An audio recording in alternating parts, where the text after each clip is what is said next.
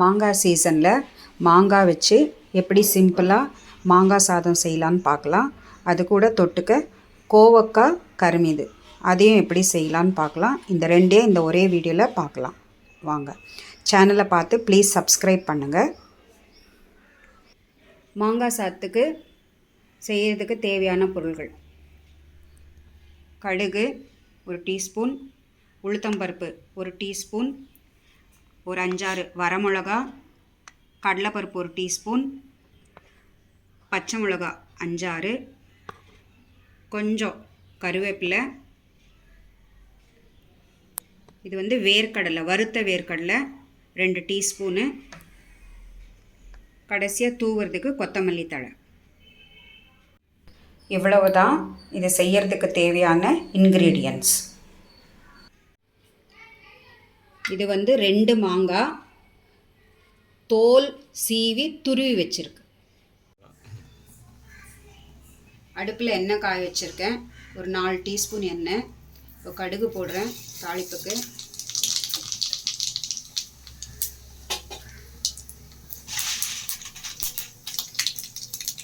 கடுகு பொரிஞ்ச உடனே கடலைப்பருப்பு,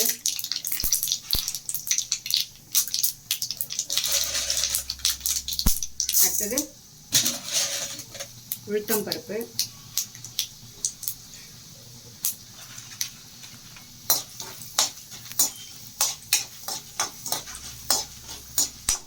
கொஞ்சம் நல்லா செவக்க வறுக்கட்டும்.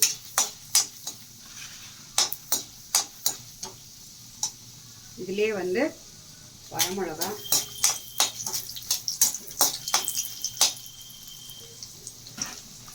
அடுத்து கருவேப்பிலை,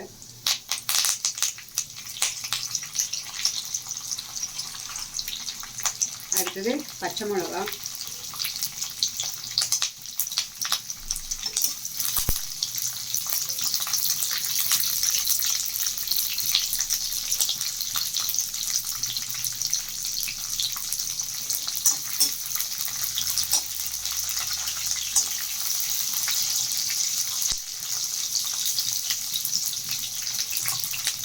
இப்போ வேர்க்கடலை,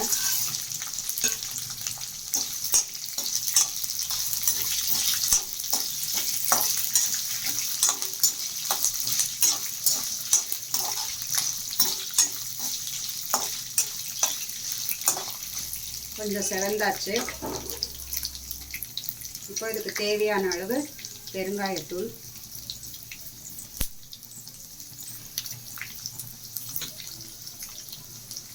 கொஞ்சம் மஞ்சத்தூள்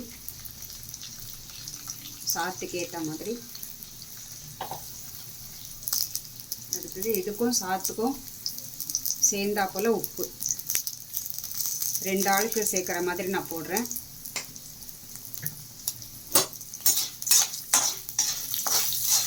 ஒரு தடவை நல்லா கலந்து விட்டுக்கலாம்.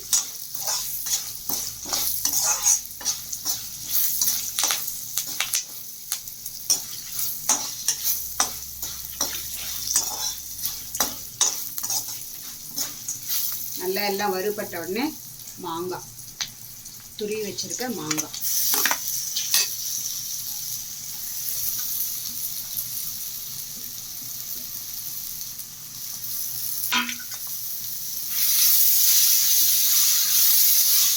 எல்லாத்தையும் நல்லா கலந்து விடலாம்.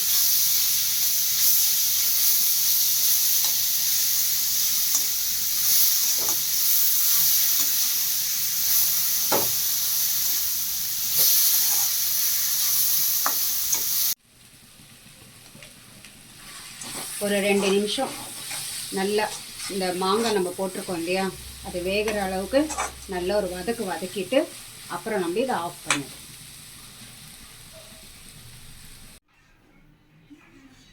சாதம் பாருங்கள், வடித்து நல்லா உதிரியாக உதுத்து வச்சுருக்கேன்.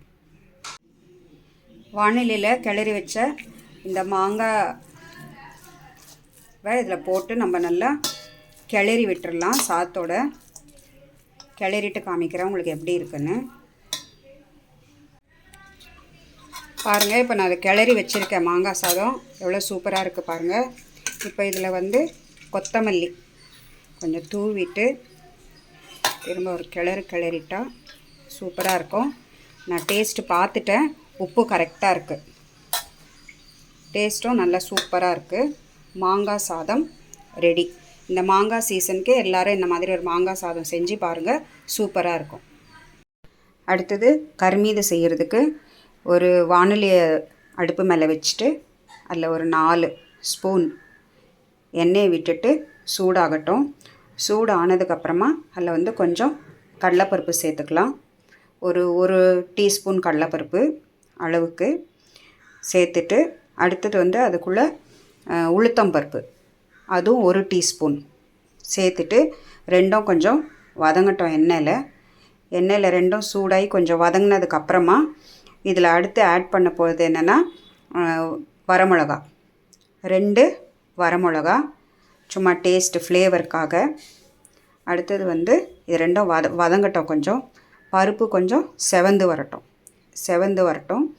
வந்ததுக்கப்புறமா இதில் 4 கருவேப்பிலை ஆட் பண்ணி நல்லா ஒரு தடவை கிளறி விட்டுடலாம். நல்லா செவக்க வறுபடட்டும் இது.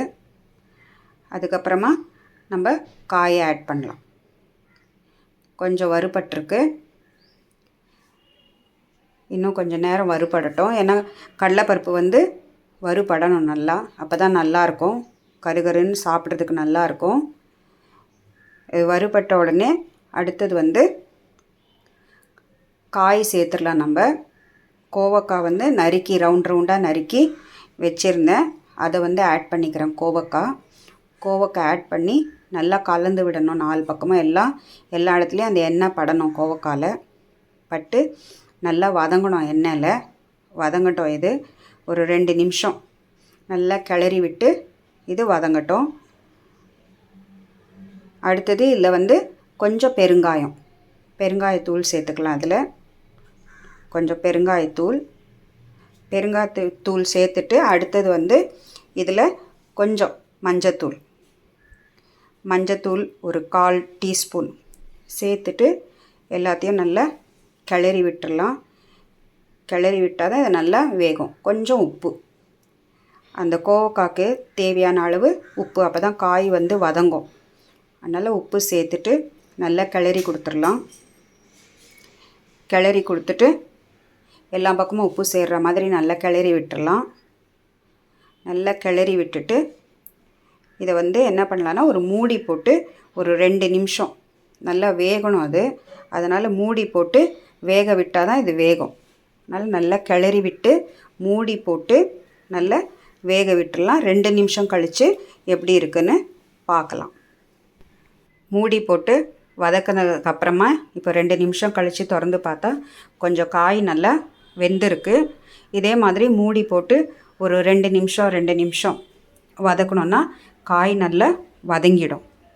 வதங்கினதுக்கப்புறமா தான் இதுக்கு நம்ம தேவையான மிளகாத்தூள் இதுக்கு போடணும். முன்னாடியே போட்டால் கசந்துரும், நல்லா இருக்காது. அதனால் இப்போ இதுக்கு தேவையான மிளகாத்தூள், வெறும் மிளகாத்தூள் இது, அது போட்டுட்டு ஒரு பெரட்டணும். அது நல்லா இந்த மிளகாத்தூளுடைய பச்சை வாசனையும் போகணும். அதனால் அது நல்லா எண்ணெயில் படுற மாதிரி நல்லா ஒரு தடவை வதக்கி விடணும். வதக்கி விட்டதுக்கப்புறமா 1 நிமிஷம் கழித்து இதுக்கு சாம்பார் பொடி இருக்குது இல்லைங்களா, அது கொஞ்சம் ஆட் பண்ணால் நல்லாயிருக்கும். தூள் சாம்பார் பொடி இல்லாமல் கொரன்னு அரைச்சி வச்சுருப்போம் நாங்கள், அது கொஞ்சம் ஆட் பண்ணுவோம். ஸோ அது கொஞ்சம் ஆட் பண்ணிக்கலாம். இது சாம்பார் பொடி, கருமீதுக்கும் யூஸ் பண்ணலாம். இது 2 in 1 பர்பஸ். இது ஆட் பண்ணால் நல்லாயிருக்கும், நல்லா டேஸ்டியாக இருக்கும் கருமீது. அது ஒரு 2 டீஸ்பூன் ஆட் பண்ணிவிட்டு இதையும் நல்லா எண்ணெயில் வதக்கி எடுக்கணும். வதக்கி எடுத்தால் நல்லா டேஸ்டியான கோவக்காய் கருமீது ரெடி. இதுவும் நம்ம செஞ்ச மாங்காய் சாதமும் ரெண்டுமே சூப்பர் காம்பினேஷன். இப்போ பாருங்கள், நம்ம ரெடி பண்ண மாங்காய் சாதமும் கோவக்காய் கருமீதும் ரெடி. சாப்பிட்டு பாருங்கள், சூப்பராக இருக்கும். சேனலுக்கு சப்ஸ்கிரைப் பண்ணுங்கள். தேங்க்யூ.